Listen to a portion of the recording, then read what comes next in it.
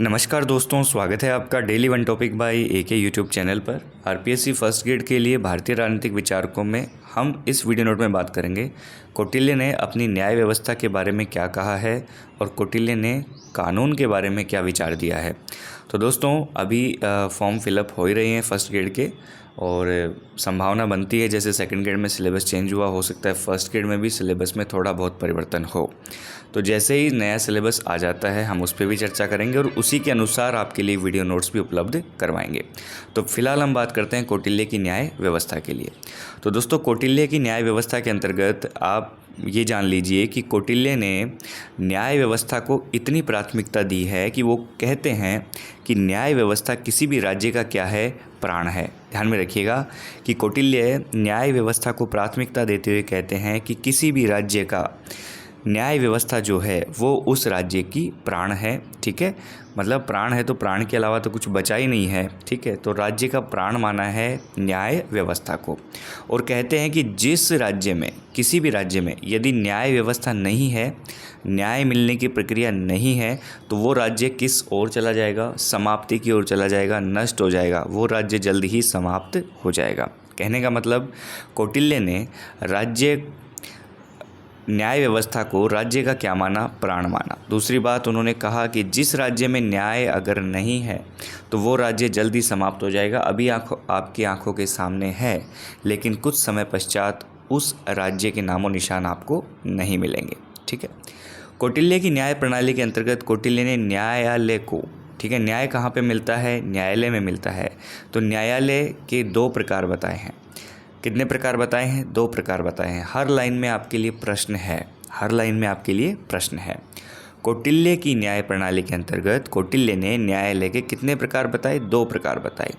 पहला धर्मस्थीय और दूसरा कंटक शोधन न्यायालय। पहला धर्मस्थीय और दूसरा कंटक शोधन न्यायालय। अब पहला न्यायालय जो है अपना धर्मस्थीय की, इसके अंतर्गत क्या है? तो दोस्तों देखो, इस प्रकार के न्यायालय में सभी प्रकार के दीवानी मामले में हम समझ सकते हैं आपकी प्रॉपर्टी रिलेटेड डिस्प्यूट, आपका, ठीक है, मजदूरी संबंधित, कृषि भूमि संबंधित विवाद या धोखा डकैती जुड़े ये जो मामले हैं ये सब सम्मिलित होते हैं दीवानी मामले में। ओके, दीवानी मामलों की जो सुनवाई होती है वो धर्मस्थीय न्यायालय के अंतर्गत होती है। अब ये दीवानी मामले क्या होते हैं? तो आपका प्रॉपर्टी यानी संपत्ति संबंधित विवाद हो गया, ठीक है, और विवाद मजदूरी संबंधी, कृषि भूमि संबंधी विवाद हो गया, या फिर धोखा डकैती जुड़े जैसे ये प्रश्न है, ये जो विवाद हैं ये धर्मस्थीय न्यायालय में सुलझाए जाएंगे कौटिल्य के न्याय व्यवस्था के अंतर्गत। दूसरा आपका न्यायालय है दोस्तों कंटक शोधन। कौन सा न्यायालय है? कंटक शोधन। तो कंटक शोधन में वो सभी मामले जो फौजदारी से संबंधित हो, ठीक है, जिसमें आपसे लड़ाई झगड़े, मारपीट वाली जो स्थिति हो, इसको आप सीधी भाषा में समझ सकते हैं। लड़ाई झगड़े वाले विवाद जो हैं, मारपीट वाले जो विवाद हैं, ये कंटक शोधन न्यायालय के अंतर्गत निपटाए जाएंगे। ये मामले कंटक शोधन न्यायालय में निपटाए जाएंगे और सही न्याय किया जाएगा। कंटक शोधन न्यायालय राज्य और राजा के विरुद्ध किए जाने वाले अपराधों के संबंध में भी विचार करता है।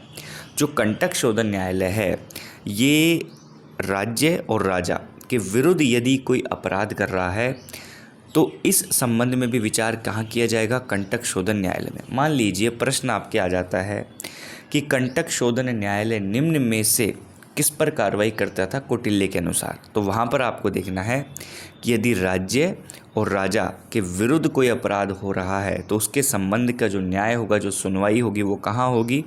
कंटक शोधन न्यायालय के अंतर्गत की जाएगी। तो कौटिल्य के द्वारा ये दो प्रकार के न्यायालय थे और इनमें इन विषयों पर ध्यान दिया जाता था, न्याय किया जाता था। ये तो होगी न्यायालय की बात। अब कौटिल्य कानून के विषय में क्या कहते हैं, ये बहुत महत्वपूर्ण है जानना कि कानून में किस तरीके से वो वरीयता देते हैं।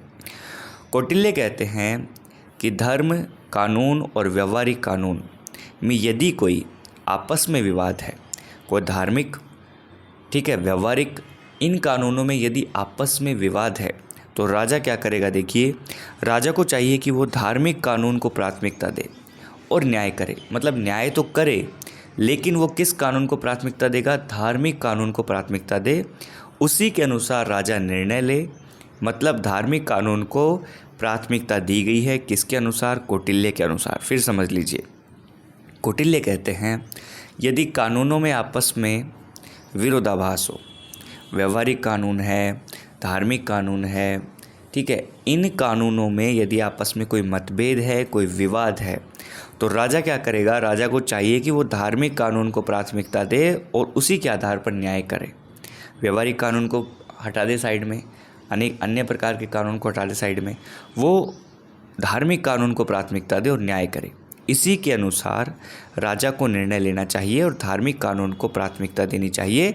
तो कौटिल्य के अनुसार निम्न में से किस प्रकार के कानून को प्राथमिकता दी गई है?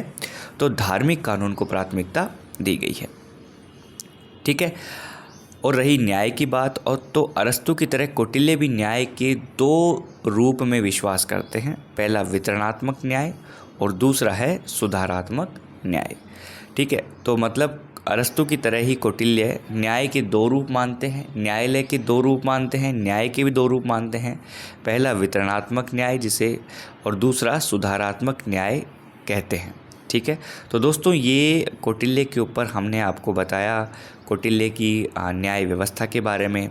इससे पहले वीडियो नोट में हमने कुछ दिनों पहले कौटिल्य के सप्तांग सिद्धांत की बात की थी, जिसमें हमने स्वामी, अमात्य, जनपद, दुर्ग, कोश, दंड, मित्र इनके बारे में आपको जिक्र किया था, बातचीत की थी। इससे पहले हमने कौटिल्य के सामान्य परिचय की भी बात कर चुके, उसके अधिकरणों की बात भी कर चुके, है ना। तो कौटिल्य के अर्थशास्त्र की भी हम बातचीत कर चुके पहले वाले वीडियो नोट्स में। तो कंप्लीट प्लेलिस्ट में आपको वीडियो नोट मिल जाएंगे, लिंक डिस्क्रिप्शन में है। टेलीग्राम चैनल के लिंक भी डिस्क्रिप्शन में है। सेकंड ग्रेड, फर्स्ट ग्रेड दोनों के अलग से क्रिएट हो रखे हैं टेलीग्राम चैनल, तो आप उन्हें ज़रूर ज्वाइन कर लीजिएगा। Thank you so much for watching this video note. मिलते हैं नेक्स्ट वीडियो नोट में।